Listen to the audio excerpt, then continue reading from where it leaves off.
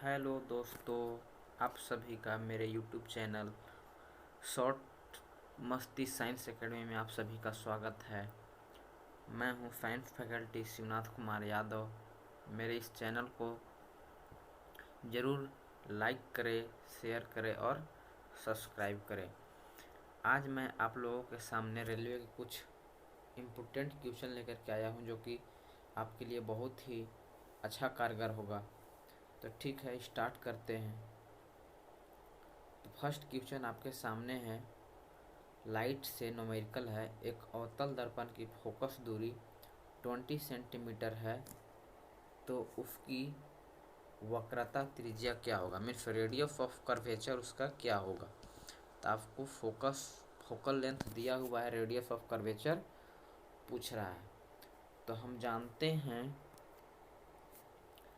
कि जो फोकस होता है, जो फोकस दूरी होता है, वो वक्रता त्रिज्या का आधा होता है, यानी कि F बराबर R/2 होता है। एक और अगर रिलेशन यहाँ से निकालेंगे हम लोग R बराबर, तो R बराबर मेरा रिलेशन बन जाता है 2F। ये दोनों आप याद रखिएगा। तब हम यहाँ यूज करेंगे, फोकस दिया हुआ है, हमको निकालना है क्या R, तो ये वाला फार्मूला बैठाएंगे। F बराबर R मेरा दिया हुआ है कितना, F बराबर R नहीं दिया है, F दिया है, तो वक्रता त्रिज्या हो जाएगा F बराबर 24 सेंटीमीटर। इस फार्मूला से हो जाएगा, यानी कि R बराबर 2F। तो वक्रता त्रिज्या जो होता है वो फोकस दूरी का दुगना होता है, और जो फोकस दूरी होता है वो वक्रता त्रिज्या का आधा होता है। तो चलते हैं दोस्तों नेक्स्ट क्वेश्चन की ओर। नेक्स्ट क्वेश्चन है आपके सामने, नेक्स्ट क्वेश्चन है, एक गोलीय दर्पण की वक्रता त्रिज्या 40 सेंटीमीटर है, तो फोकस दूरी क्या होगा। अब भी आपका रेडियस ऑफ कर्वेचर दिया है और फोकस दूरी आपसे पूछ रहा है, तो हम फिर वही फार्मूला लगाएंगे, F बराबर R/2। तो F बराबर R/2, तो R जो मेरा है 40 है बटा 2, यानी कि 20 सेंटीमीटर आपका आंसर हो जाए, यानी कि right answer option number C हो जाएगा। नेक्स्ट क्वेश्चन की ओर चलते हैं हम लोग। नेक्स्ट क्वेश्चन है,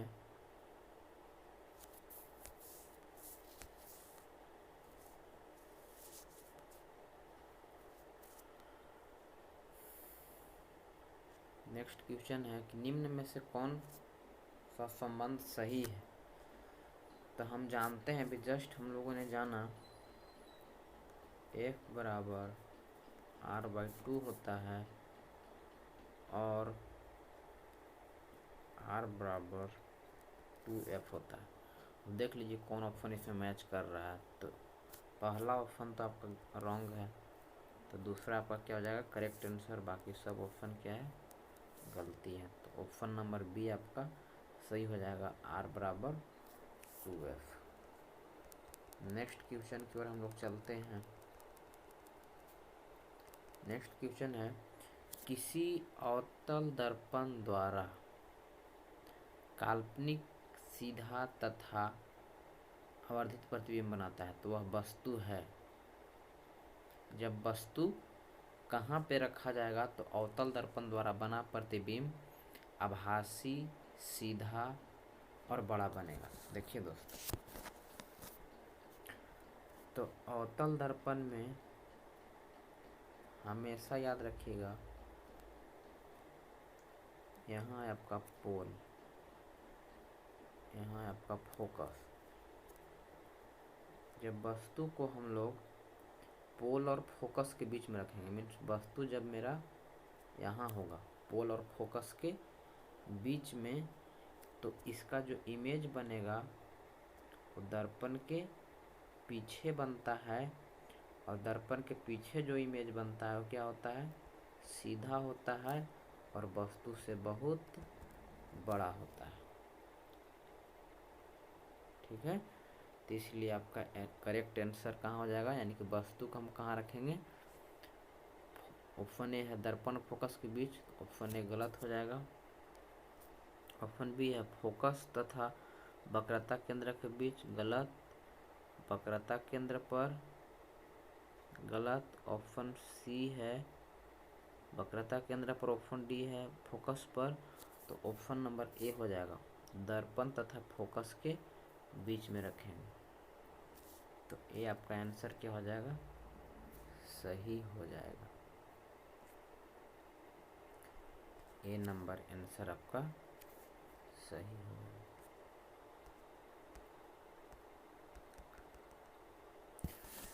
यानी कि वस्तु को हम कहाँ रखेंगे, फोकस और दर्पण के बीच या फोकस या पोल के बीच, तो क्या होगा, अवतल दर्पण में काल्पनिक, सीधा तथा बहुत बड़ा प्रतिबिंब बनेगा।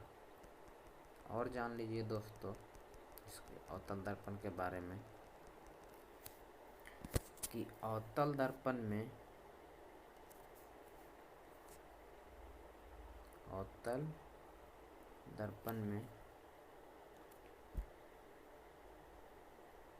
वास्तविक प्रतिबिंब बनता है, और वास्तविक जो प्रतिबिंब होता है वो हमेशा उल्टा होता है। और दूसरा क्या बनता है, इसमें आभासी भी बनता है, और जो आभासी प्रतिबिंब होता है वो क्या होता है आपका, सीधा होता है। ठीक है, और वास्तविक प्रतिबिंब आपका जो होगा अवतल दर्पण में, वो छोटा होगा, वस्तु के बराबर होगा और बड़ा होगा।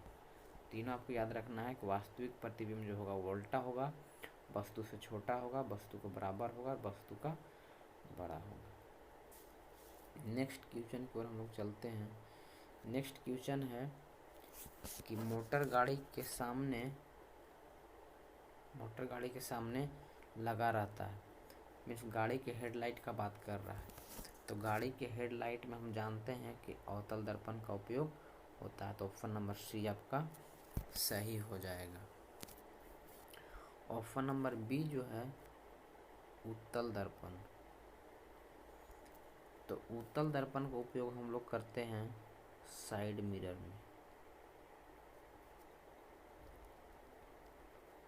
साइड मिरर के रूप में, और सोडियम लैंप में,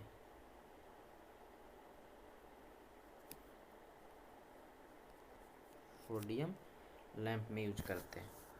ठीक है दोस्तों, और उत्तल दर्पण में हमेशा याद रखिएगा, उत्तल दर्पण के द्वारा जो प्रतिबिंब बनता है वो हमेशा आभासी बनेगा, वस्तु से छोटा बनेगा और दर्पण के पीछे बनता है। ठीक है दोस्तों, नेक्स्ट क्वेश्चन है आपका सामने, उत्तल दर्पण में बना प्रतिबिंब कैसा होता है। तो मैंने जस्ट अभी बोला कि उत्तल दर्पण में बना प्रतिबिंब क्या होता है, सीधा होगा, और सीधा होगा तो क्या होगा, आभासी होगा, आभासी होगा और वस्तु से छोटा होगा। ठीक है, यहाँ तक कोई दिक्कत नहीं है। नेक्स्ट क्वेश्चन में हम लोग चलते हैं। नेक्स्ट क्वेश्चन है, हजामती दर्पण के रूप में किस दर्पण का उपयोग होता है, सेविंग मिरर में। तो इसका करेक्ट आंसर हो जाएगा ऑप्शन नंबर ए। लेकिन यहाँ आपका कंफ्यूज होने वाला बात नहीं है, समतल दर्पण भी दिया हुआ है, तो आपका पहला आंसर हो जाएगा आपका क्या, अवतल दर्पण, और दूसरा आंसर इसका क्या हो जाएगा, समतल दर्पण का। कि समतल दर्पण का भी कहीं कहीं आपको मिलेगा, तो कंफ्यूज नहीं होना है। फर्स्ट आंसर क्या हो जाएगा, अवतल दर्पण कॉनकेव मिरर, और सेकेंड ऑप्शन क्या हो जाएगा, प्लेन मिरर। ठीक है दोस्तों, फिर बोल रहा है मोटर गाड़ी के चालक के सामने कौन सा दर्पण लगा रहता है। अभी मैंने जस्ट बोला कि मोटर गाड़ी के सामने जो लगा हुआ रहता है उसको क्या बोलते हैं, साइड मिरर। और साइड मिरर के रूप में कौन सा दर्पण होता है, उत्तल दर्पण। तो ऑप्शन नंबर सी आपका सातवां का कन्फर्म हो जाएगा। नेक्स्ट क्वेश्चन की ओर हम लोग चलते हैं। नेक्स्ट क्वेश्चन है आपका दोस्तों, किस दर्पण से बने प्रतिबिंब का आवर्धन सदैव एक होता है। तो समतल दर्पण से बना प्रतिबिंब का आवर्धन हमेशा एक होता है, तो ऑप्शन नंबर सी आपका क्या होगा, करेक्ट हो जाएगा। याद रखिएगा कि समतल दर्पण में जो प्रतिबिंब बनता है, जितनी दूरी पर वस्तु रहेगा उतना ही दूरी पर उसका प्रतिबिंब भी बनता है, और आभासी प्रतिबिंब बनता है और वस्तु के बराबर बनता है। ठीक है। नेक्स्ट क्वेश्चन है, सर्च लाइट का परावर्तक रिफ्लेक्टर होता है। तो सर्च लाइट का जो रिफ्लेक्टर होता है वो किसका होता है? अवतल दर्पण का होता है, कॉनकेव मिरर का बना होता है। ठीक है दोस्तों, नेक्स्ट क्वेश्चन की ओर हम लोग चलते हैं। नेक्स्ट क्वेश्चन है वायु के सापेक्ष किसी द्रव का क्रांतिक कोण 45 डिग्री हो तो उसका अपवर्तनांक क्या होगा? हम जानते हैं म्यू बराबर 1/sin c, यानी कि अपवर्तनांक बराबर होता है 1/sin, और फी में होता है critical angle, 1/sin c critical angle. तो म्यू का मान मेरा दिया हुआ है, नहीं दिया, म्यू का मान पूछ रहा है, तो इसका निकालेंगे 1 और sin 45, तो sin 45 का मान कितना होता है? sin 45 का मान होता है 1/√2, तो 1/√2, तो नीचे से ऊपर चला जाएगा, यानी कि आंसर आपका जो करेक्ट हो जाएगा वो √2 हो जाएगा, ऑप्शन नंबर ए। नहीं समझ में आया तो एक बार फिर से देखिए, इसको मैं बनाने की कोशिश कर रहा हूँ फिर से देखिएगा। आपके सामने है म्यू बराबर होता है 1/sin c, तो 1 का 1 और साइन का साइन, और क्रिटिकल एंगल का मान दिया है 45 डिग्री। और जब इसको सोल्व करेंगे तो 1/sin 45 का मान होता है 1/√2, तो नीचे से ऊपर चला जाएगा तो ये √2/1 इसको लिख सकते हैं, यानी कि डायरेक्टली आंसर मेरा हो गया option number A, √2 correct answer. Next question है दोस्तों, नेक्स्ट है आपके सामने, किसी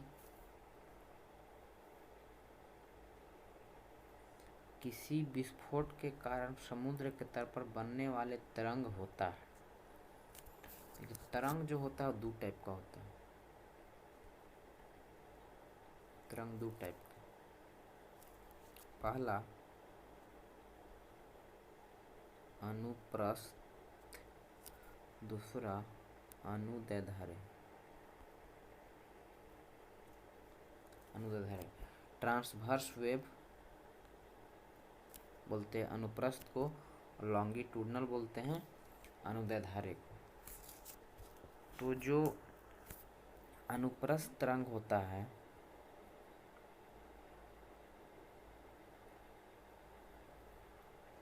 इसका एग्जाम्पल आपका हो जाता है लाइट, और जो अनुदैर्ध्य तरंग जो होता है इसका एग्जाम्पल हो जाता है आपका साउंड। तो पूछ रहा है किसी विस्फोट के कारण समुद्र के तल पर बनने वाला तरंग कैसा होता है? समुद्र के तल पर बनने वाला तरंग क्या होगा?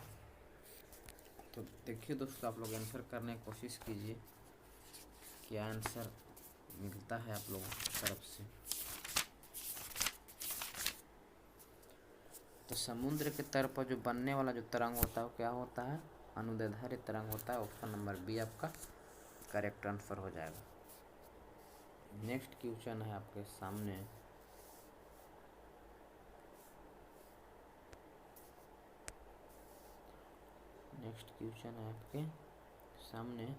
कि कांच से गुजरने पर प्रकाश की किस रंग की गति धीमी हो जाती है?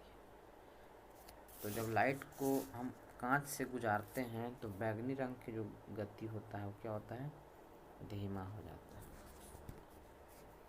और लाल रंग का जो तरंगदैर्ध्य होता है सबसे ज़्यादा होता है, और सबसे कम जो तरंगदैर्ध्य होता है वो बैगनी रंग का होता है, याद रखिएगा। ठीक है। प्रकाश के दो अलग अलग स्वरूप कौन कौन है? तो प्रकाश के दो अलग अलग स्वरूप है, परावर्तन और अपवर्तन, रिफ्लेक्शन और रिफ्रैक्शन, ऑप्शन नंबर बी आपका कंप्लीट हो गया। नेक्स्ट क्वेश्चन की ओर चलते हैं। नेक्स्ट क्वेश्चन है, एक वर्णीय प्रकाश का पुंज एक सघन माध्यम से विरल माध्यम में जाता है तो इसके फलस्वरूप क्या होता है? जब प्रकाश सघन से कहाँ जाता है? विरल। जब प्रकाश सघन से विरल में जाता है तो इस समय क्या होता है? प्रकाश का जो वेग है वो इंक्रीज हो जाता है, बढ़ जाता है। क्यों? क्योंकि सघन का मतलब होता है भीड़ भाड़ वाला जगह, विरल का मतलब होता है खाली जगह। तो कोई भी व्यक्ति अगर भीड़ भाड़ वाला जगह से खाली जगह में जाता है तो क्या होता है? वो दौड़ना स्टार्ट कर देता है। इसलिए इसको ट्रिकी से आप समझिए, यानी कि भीड़ से आप खाली वाले जगह में जाएंगे तो इसका क्या होता है? चाल बढ़ जाता है। इसलिए यानी कि सघन से विरल में जाता है तो इसका जो फल स्वरूप होता है, इसका वेग क्या हो जाता है? बढ़ जाता है। तो ऑप्शन नंबर 1 क्या हो जाएगा आपका? करेक्ट हो जाएगा। ठीक है दोस्तों, ये था कुछ आज का आपका सेशन। तो आज के लिए इतना ही। चलते हैं एक मोटिवेशनल क्वेट की तरफ। लहरों से डरकर नौका पार नहीं होती, लहरों से डरकर नौका पार नहीं होती, कोशिश करने वालों की कभी हार नहीं होती, हार नहीं होती। इसी के साथ दोस्तों, हंसते रहिए, मुस्कुराते रहिए, स्वस्थ रहिए, मस्त रहिए, व्यस्त रहिए और मेरे इस YouTube चैनल शॉर्ट मस्ती साइंस एकेडमी को ज़रूर लाइक करें, शेयर करें और सब्सक्राइब करें। Thank you for watching. धन्यवाद।